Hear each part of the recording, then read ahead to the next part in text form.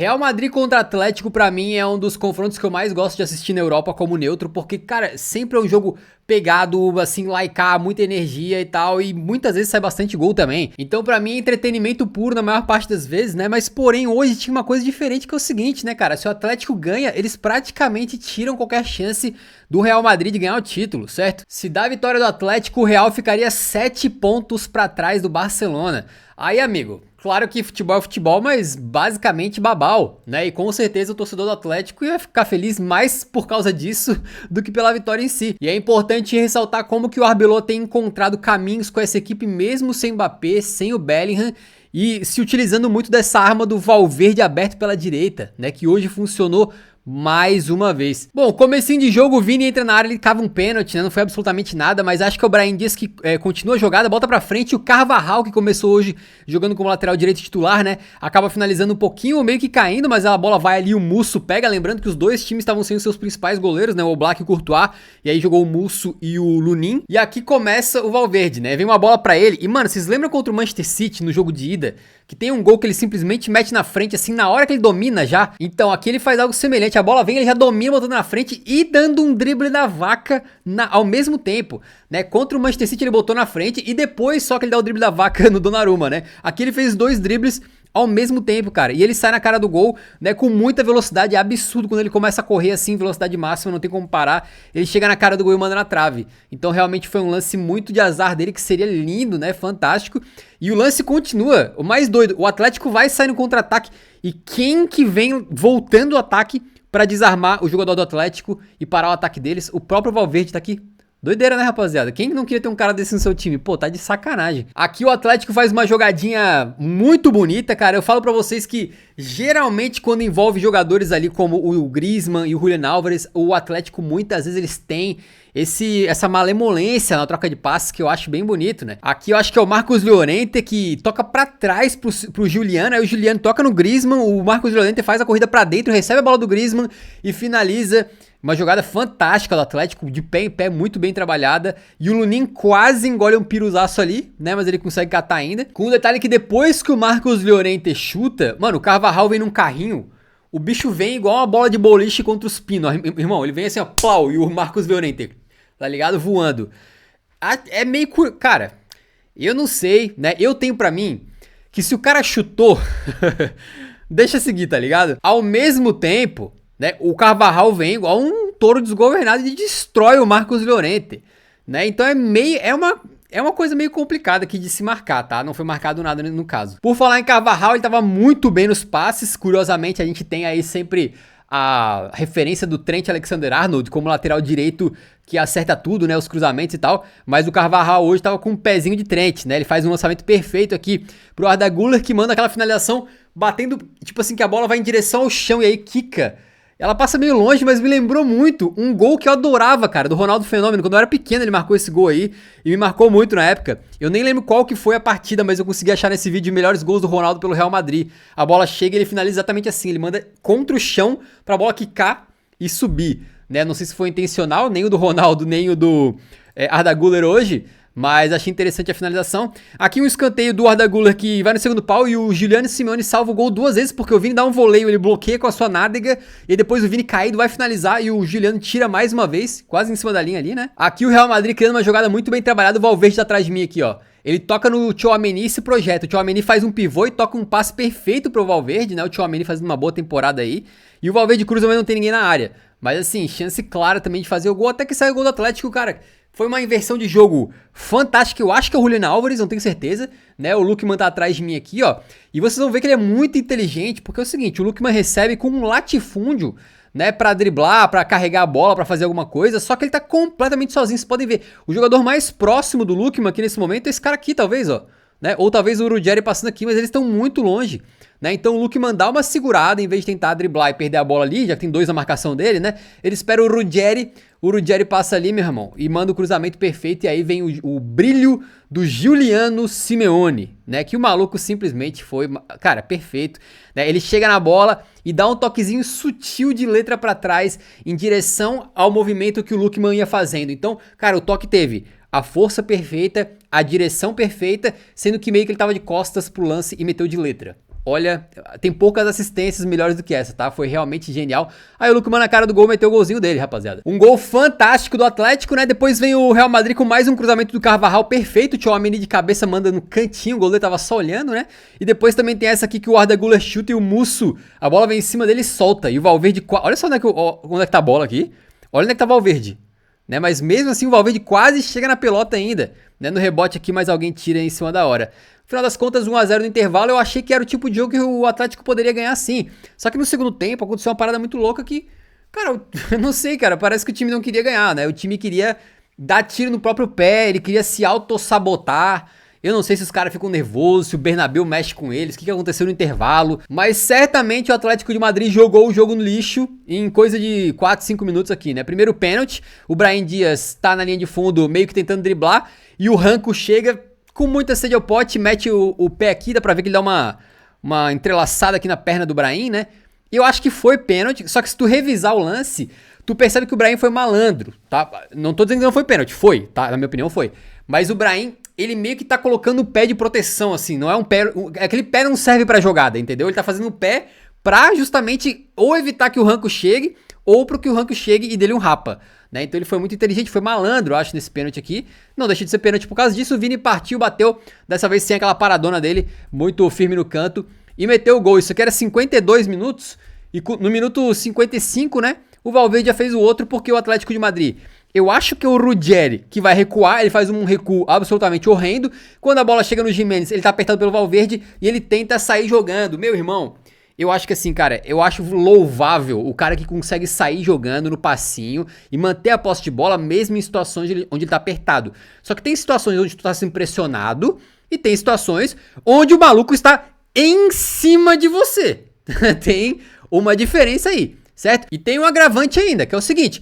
O Real Madrid tinha acabado de fazer o gol, então o momentum tava com eles. E o teu companheiro de equipe tinha acabado de errar de forma patética, então o teu time tá meio desorganizado. Portanto, meu parceiro, tu não tenta sair jogando, né? Nesse caso aqui, eu acho que se aplica aquela máxima do futebol que se chama bola pro mato, que é o jogo de campeonato, né? Mete uma bicuda pra qualquer lado, irmão. Voa no céu essa bola aí, estoura a bola, mas não tenta sair jogando dessa maneira.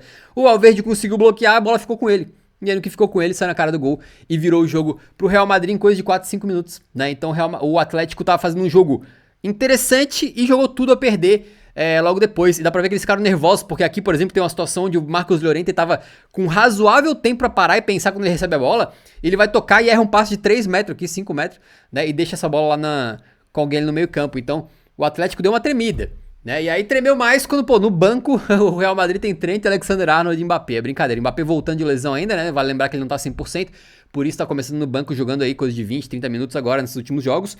E aí, cara, vem o gol do Molina, que é uma coisa assim, eu acho muito incrível a questão do futebol quando ele passa a ser algo inexplicável, assim, não tem muito o que falar, né? Tu pode tentar quebrar esse gol aqui numa análise tática, talvez, né? Uma pressão que não foi bem executada ali e tal. Mas no final das contas, isso aqui entra mais na conta do aleatório, do improvável, do excepcional dentro do futebol, né? Porque o Molina, cara, o Molina no lateral direito, ala pela direita, bastante limitado, né? Eu diria que às vezes até ele parece um caneleiro, assim. E ele faz muito pouco gol. Embora a galera vai lembrar do gol dele na Copa de 2022, eu acho que é contra a Holanda, né? Naquele passe magnífico do Messi. Ele é um cara que faz muito pouco gol. O que dirá golaço? O que dirá gol bonito? Gol assim, foguete fora da área, como se ele fosse o Federico Valverde. E aí abriu um espacinho, meu irmão. Ele meteu um foguete indefensável. Cara, ele meteu um. Cara, o tirambaço dele foi tão lindo, mano. Que dá a impressão que quando a bola chega no gol, ela tá subindo ainda. Esse tipo de gol é muito maravilhoso, cara. Mandou num ângulo sem chance nenhuma. Nem o Courtois pegava essa.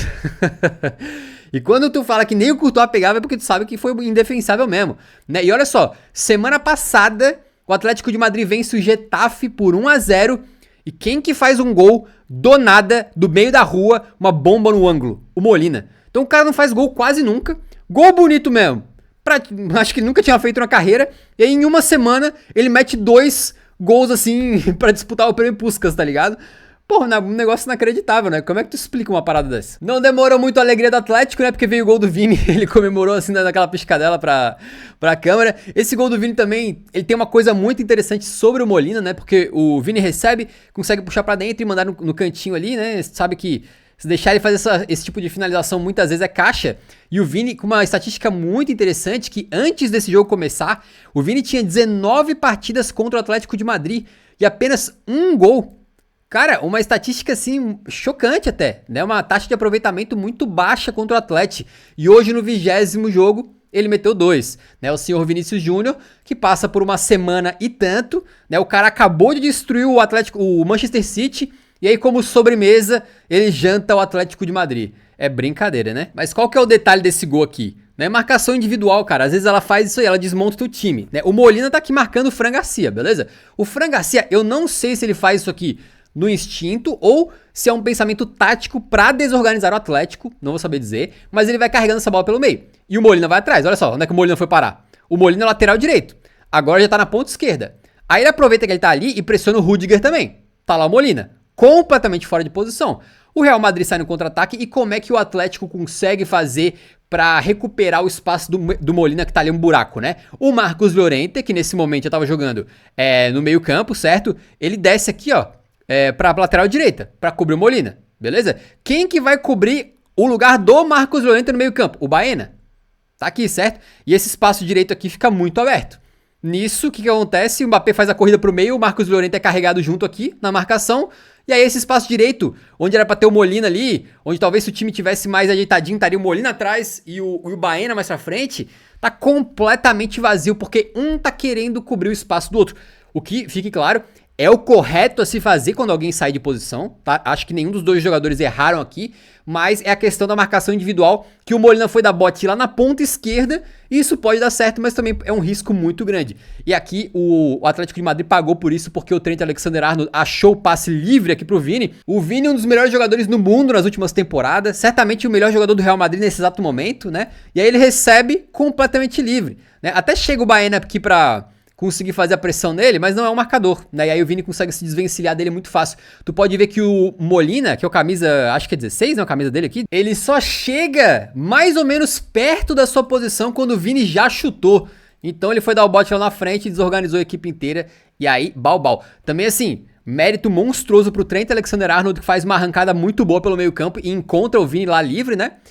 Aqui a gente tem a volta do Bellingham, o Bellingham é um jogador importantíssimo, eu acho ele um craque, tá, quando ele tá em forma, e ele não tava jogando desde o começo de fevereiro, quase 2 meses parado aí por causa de lesão, né, voltando agora também, junto com o Mbappé. E aqui tem o lance da expulsão do Federico Valverde, cara, se tu olhar, assim, como é que foi a pegada, me parece que é uma falta pra amarelo apenas, não pra cartão vermelho, porque ele meio que dá uma pisada no pé, vindo por trás, dando um rapa no jogador. Só que o que eu acho que o juiz deu vermelho direto?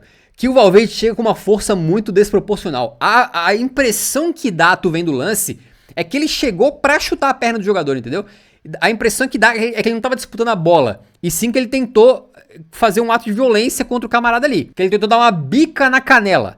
Eu não tenho como estar na cabeça do Valverde pra saber se a intenção dele foi agressão ou se a intenção dele foi só disputar a bola. Mas a força pareceu um pouquinho desproporcional, por isso que eu acho que ele foi expulso.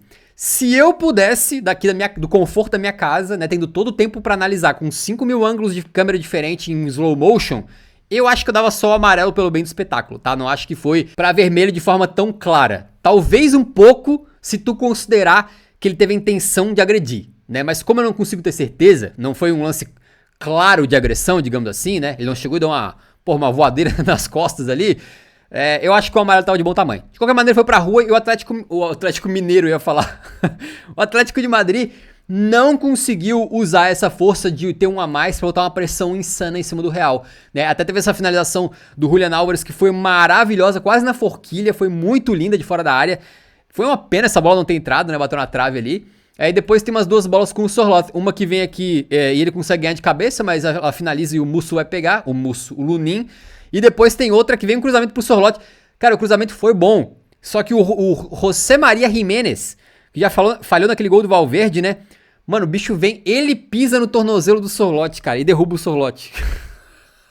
Porra, eu ia falar que esse é o tipo de coisa que acontece com o Tottenham, né? Me lembrou daquele jogo recente que o jogo tava perdido já no finalzinho. Aí vai o João Palhinha e o Romero dá um de cabeça no outro, os dois ficam lesionados pro jogo seguinte. Mas realmente o Jimenez pegou e pisou no Sorlotão ali. E acabou a partida assim, Vinícius Júnior MVP del partido, né, com certeza, não tenho a menor dúvida em relação a isso, parabéns ao Vini. Mais um jogo, se tu vê as estatísticas, acho que foi um jogo que o placar reflete mais ou menos o que aconteceu sim. Vitória justa de um Real Madrid que segue peleando, segue na briga, beleza? São 4 pontos de distância, 4 pontos em 1, 2 rodadas, pode se perder essa vantagem caso o Barça tropece eventualmente, beleza? Mas é interessante ver que o Real Madrid entrou numa fase positiva mesmo enfrentando adversários grandes, né? Tem a vitória aqui, são 5 vitórias seguidas, sendo que uma é contra o Atlético e 2 contra o Manchester City dentro e fora de casa.